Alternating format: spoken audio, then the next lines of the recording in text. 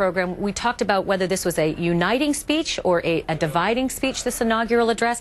Some of the headlines that we were watching this morning, the Daily News saying, let's go, Obama's rallying call for an ambitious second term. And then if you look at USA Today, pretty darn clear, our journey is not complete. One of the lines he repeated a few times. The New York Times, Obama offers liberal vision. We must act. Beautiful picture of the first couple on the front during the parade route.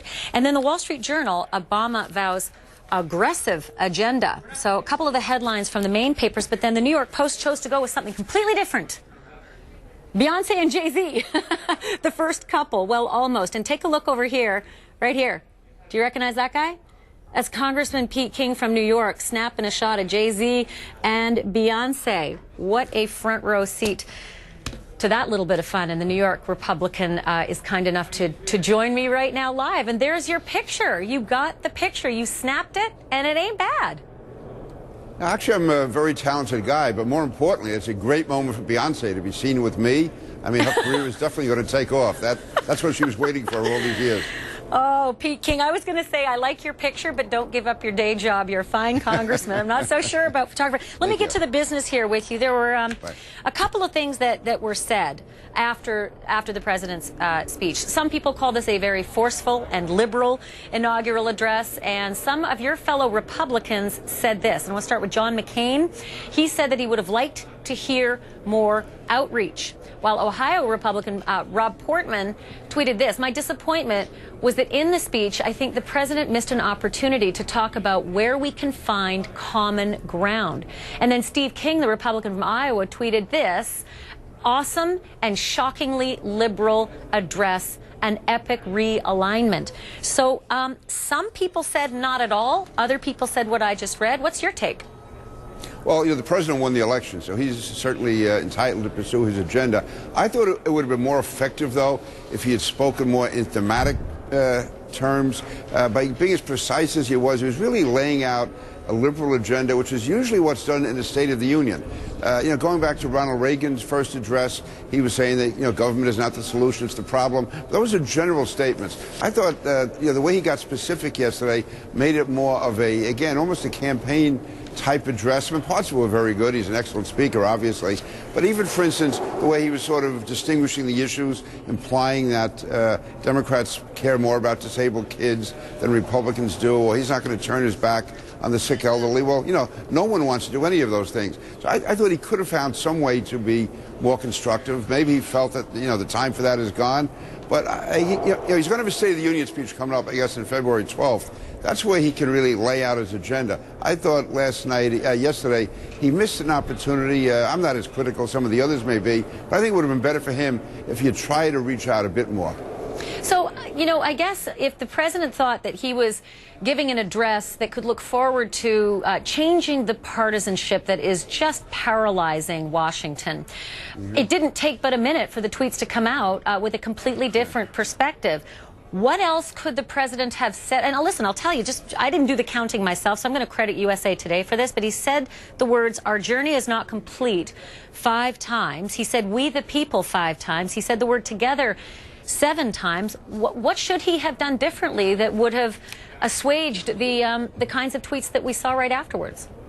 I think he should have done more to say there's honest disagreement. There's honest disagreement. We have strong views. Let's try to find more of a common ground. He didn't really acknowledge the honest disagreement. It was somehow there's the voice of reason on his side and there's the shrill cries on the other side. So I think he should have gone more to say, hey, there's people who honestly disagree with me. Now, there's some people who are never going to agree with him. But I think he would have made more progress if he had acknowledged, again, the honest disagreements, if he had even perhaps mentioned John Boehner's name or Mitch McConnell's name, the way President George H.W. Bush did with Speaker Jim Wright back in 1989. It's just a gesture on a day which is more of a unifying day. You can still make your case, but do it in a more magnanimous way. But again, he won the election. Yeah.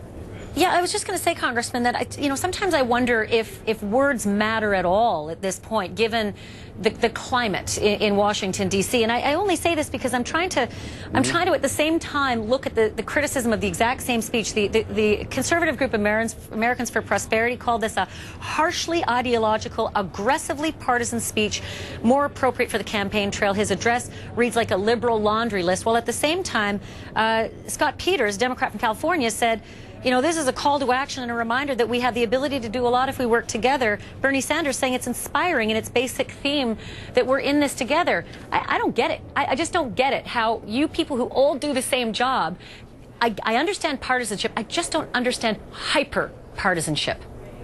Yeah, well, there's really no place for hyper-partisanship, but there are real, honest divisions. The country is divided. I mean, even though the president won a big victory, he still only got 51, 52% of the vote. The Republicans still kept the House. So there is still a divided country. And again, I think if he could try to find the common ground, listen, there's some people who are never going to listen to him, but if he wants to get the people on his side to bring pressure on Congress, I think if he showed more of a sense of outreach, I think that would have brought more people over to his side, except those who are watching and who disagreed with him will still disagree. But if he had, again, I think I hate to use the term the olive branch, it may have, I'm not saying it's going to win over the partisans in Congress, but it could win over some of their supporters or some of the people out there who are more independent-minded, who could bring pressure on their representatives on both sides. Like, for instance, I thought he should have done more to emphasize that he was willing to make some sacrifices on his side when it comes to entitlements. Because if we are going to have any progress, Republicans are going to have to move on our issues, but also the president is going to have to move on the issue of entitlements on Medicare and Social Security. And again, he really, if anything, just seems to dig in hard defending those programs as they are. Now, that was the impression he gave. Now, maybe he's willing to make concessions, but it would have been helpful, I think, if he had indicated that willingness up front. It's always good to hear from you, and I have a feeling with the big decisions that lay ahead just in the next couple of months, Congressman, that you and I will be talking again. Thank you very much for your time. And actually, if you're lucky, I'll take a picture of you. Just there's this little thing called focus. I just want to let you know in advance. Just hit that thing first. Pete, thank you. I got you. Okay. I want to take he's great. He's just